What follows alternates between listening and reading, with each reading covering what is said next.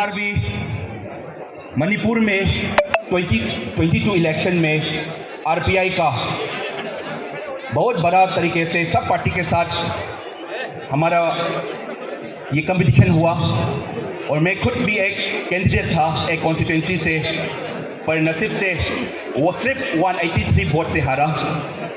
पर मुझे गर्व है कि मेरे पार्टी से खड़ा हुआ, इस पार्टी से खड़ा हुआ और हमारा आरपीआई अथवाले के ब्लू कलर का झंडा लहराकर मैं सबको, मेरे मणिपुर को, हमारे भारत को आरपीआई अथवाले का ऐसे युवा पीढ़ी यूथ रिप्रेजेंट करके इसको आगे बढ़ पाया। हम लोग, मैं रिक्वेस्ट करता हूँ जो उपस्थित यहाँ पे जो लोग हैं, मैं रिक्वेस्ट करता हूँ, हमारे पार्टी एक फैमिली है, तो फैमिली पॉलिटिक्स की तरह ना सोचे, इसको फैमिली बढ़ाए। और हमारे ये पार्टी सिर्फ दलित सेना की नहीं है, मैं भी एक जनरल हूँ, सभी का बड़ा सब का पार्टी है ये, तो इसको बड़ा सपोर्ट मिले, सपोर्ट दीजिए। और हम लोग एक बार नॉर्थ ईस्ट पे भी आइए आप सब, और हमारा आरपीआई का पावर नॉर्थ ईस्ट पे देखिए। धन्यवाद, थैंक यू सो मच। देश के शहीदों ने जो अपनी कुर्बानियां दी हैं, उन शहीदों को याद करते हुए मैं उनको अपनी श्रद्धासुमन अर्पित करता हूं। और क्योंकि पार्टी के कार्यकर्ता सम्मेलन है, तो अब मैं पार्टी के मुख्य मुद्दे पर आता हूं। हमारी Republican party of India Athawale,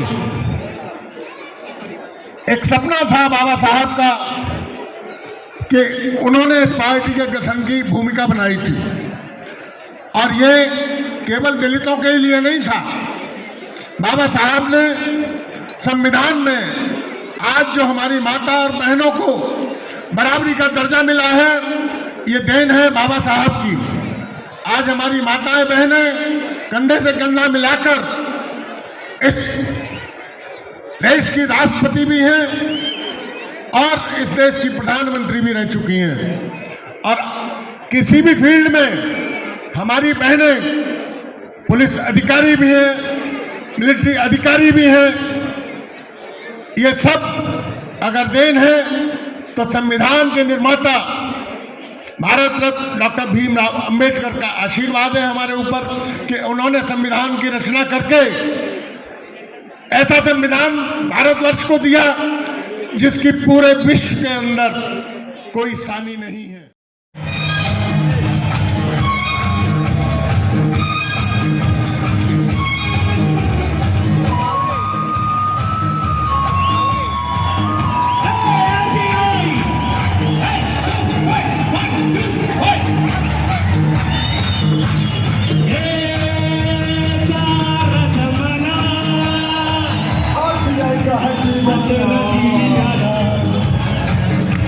जमाना गए फिर क्यों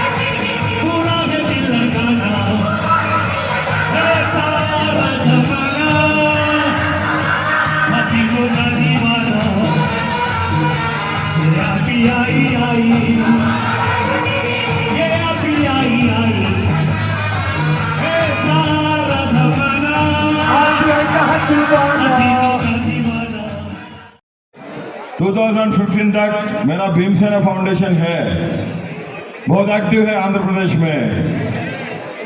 मैंने एक बार रामदास अठावले जी के बारे में सुना था। रामदास अठावले जी के मंत्रालय में कोई नहीं रुकेगा, कोई रुकाएगा नहीं, कोई ना कोई जाएगा, किसी को भी अपॉइंट भी नहीं चाहिए, गरीब का आदमी है। मैंने एक बार देखने के लिए आया था साहब को।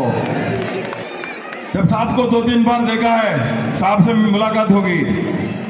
साहब से मिलने के बाद पार्टी में आने के लिए साहब ने पूछा है, मैंने पार्टी में आ गया, पूरा भीमसेना फाउंडेशन को रिपब्लिकन पार्टी में मिटा दिया, पूरा मर्ज किया था मैंने।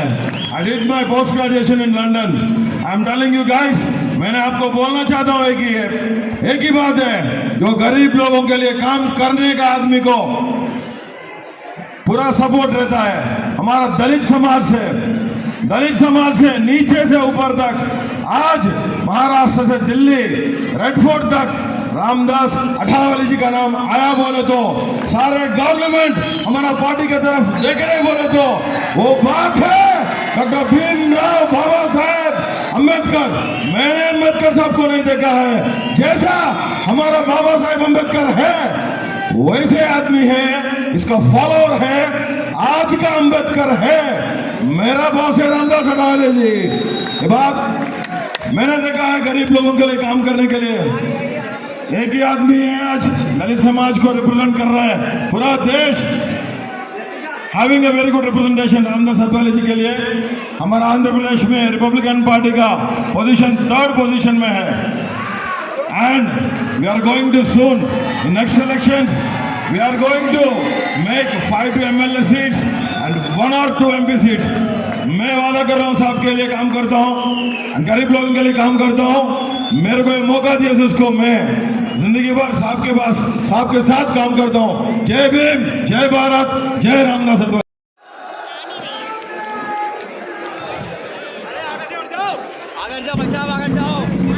जी आप स्टेज पे तशरीफ लाए, आपका स्वागत। पीछे मीडिया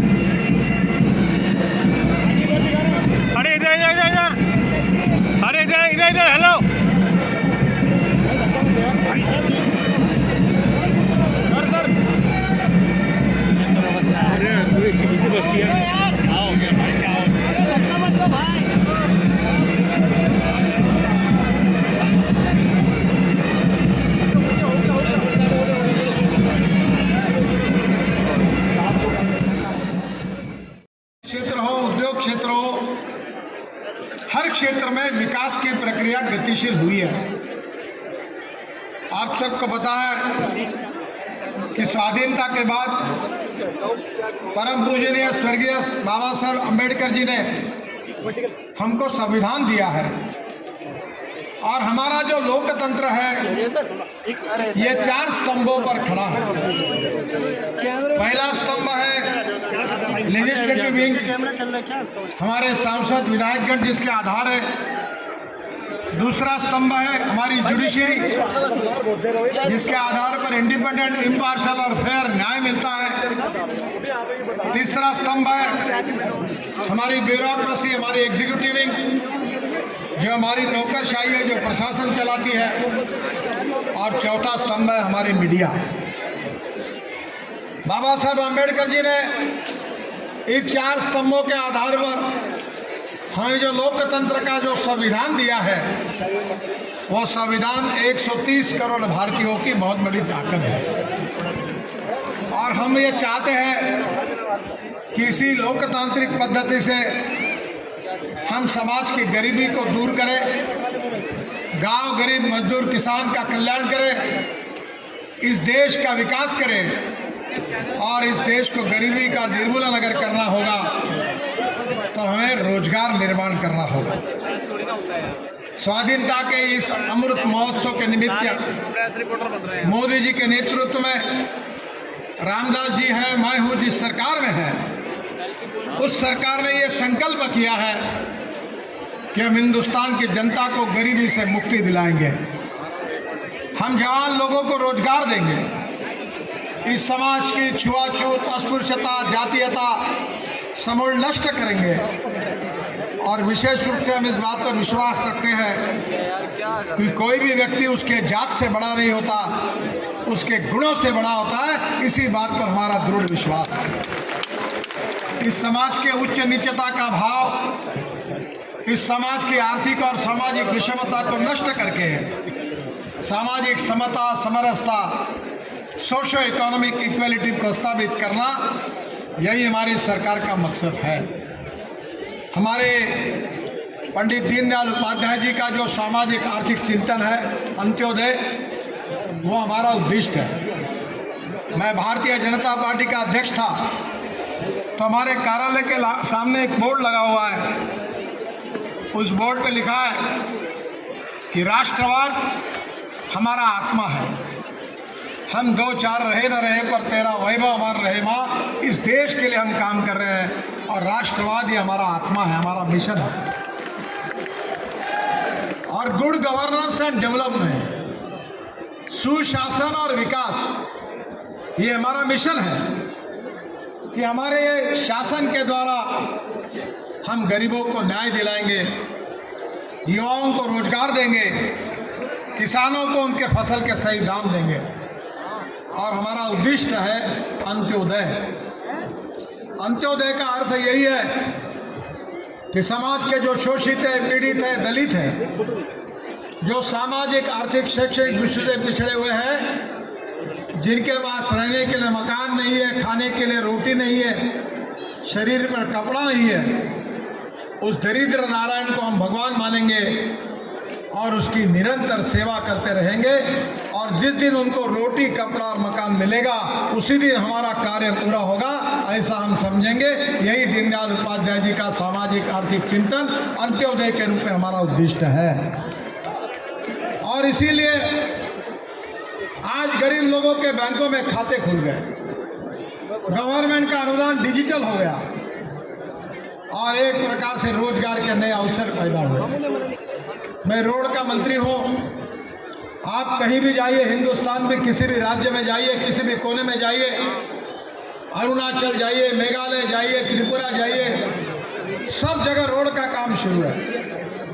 अभी दिल्ली मेरठ हाईवे मैंने बनाया तो पहले आने के लिए 4.5 घंटे लगते थे, अब लोग 40 मिनट में आ रहे हैं। और मैं आपको वचन देता हूँ, इस साल के दिसंबर को समाप्त होने के पहले दिल्ली से देहरादून 2 घंटे में, दिल्ली से हरिद्वार 2 घंटे में, दिल्ली से अमृतसर 4 घंटे में, दिल्ली से जयपुर 2 घंटे में, दिल्ली से चंडीगढ़ 2.5 घंटे में, और दिल्ली से श्रीनगर 8 घंटे में, और दिल्ली से मुंबई 12 घंटे में आपको हम पहुंचाएंगे। और मैं ऐसे उधारी बात नहीं करता, मैं मीडिया वालों को कहता हूं मेरी बात को रिकॉर्ड कर लेना, और नहीं हुआ तो ब्रेकिंग न्यूज लगा देना। मैं कह रहा हूं ये डंके की चोट पर करके दिखाऊंगा। पर ये सब काम हुआ, ये किसके कारण हुआ है? ये मेरे कारण नहीं हुआ है, मोदी जी के कारण नहीं हुआ है, रामदास जी के कारण नहीं हुआ है। अगर ये काम हुआ है तो भारत की जनता जो मेरे सामने बैठी है, जिन्होंने हमको साथ दिया, उनके कारण ये काम हुआ। और इसलिए बहनों और भाइयों, देश की तस्वीर बदल रही है। रामदास जी हमारे सहयोगी हैं। मैं पिछले 40 साल से महाराष्ट्र के राजनीति में उनको जानता हूं। मैं विधान परिषद में विपक्ष का नेता था, महाराष्ट्र में मंत्री था, तब से उनको जानता हूं। हमारे दलित शोषित समाज के लिए उन्हें अपना जीवन समर्पित किया है और रिपब्लिकन पार्टी ऑफ इंडिया की ओर से लगातार दलित पीड़ित शोषित समाज को न्याय देने का काम वो लगातार कर रहे हैं, इस बात का मुझे विश्वास है।